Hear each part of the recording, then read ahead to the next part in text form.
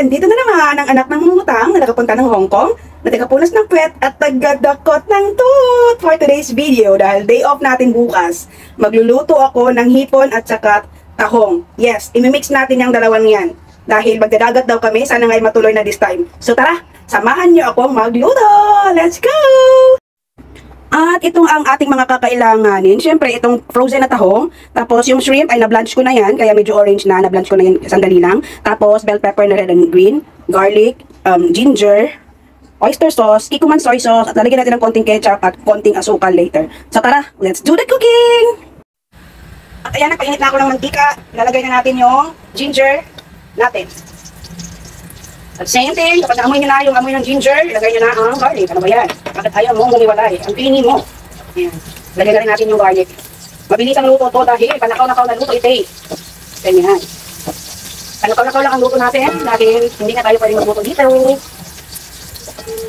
At ayan na, lagay na natin ang bell pepper. Dahil ayoko ng hilaw na bell pepper. Pag ganitong nagigisa ako, ayoko ng hilaw na bell pepper.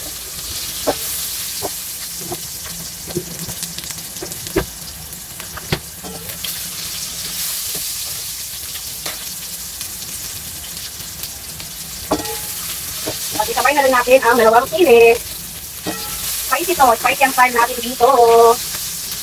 Ayan, at ilagay na natin ang ating tahong. Ilagay natin yung tahong kasi frozen to. Dito close ko lang. At syempre, hindi pa rin ako maglalagay ng tubig dito. Yung katas lang niya ang magpapaluto sa kanila. Wala akong nilagay na tubig or kahit ano. Ayan. Takpan lang natin sa gilid. Tapos pag medyo kumulo na, ay ilalagay natin yung shrimp. At saka natin titimplahan. At ayan, kumulo na siya. So ilagay na natin ang ating hipon. Ayan, i-mix lang natin, tapos timplahan na natin.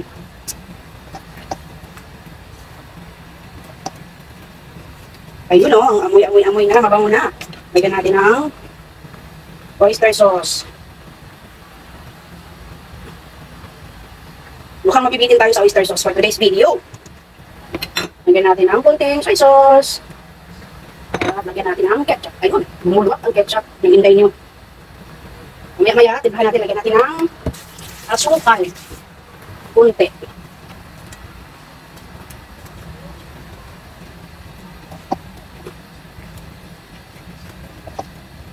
Ayun. Binlunch ko na kasi yung shrimp kasi kahapon ko pa ito binili. Nilagay ko lang siya sa freezer kaya binlunch ko muna siya. Ayan. Tapalan muna natin at pakuluin.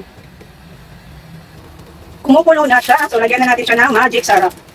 Isang buong magic syrup nilagay natin. Nilagyan ko na rin pala ito ng black pepper, ground black pepper. Titingnan nyo, nagtubig siya kahit hindi ko siya nilagyan ng tubig dahil meron talagang sariling katas to dahil na frozen na to.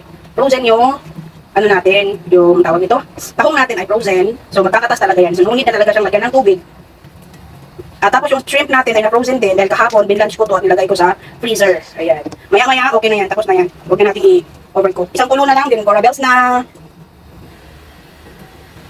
At ayan, luto na ang ating spicy mixed seafood. Simpleng gisa lang yan, walang kaek-ekan dahil nagmamadali tayo. So, bye! Bye-bye! Bye guys! Thank you for watching! Pa-like naman po! Bye!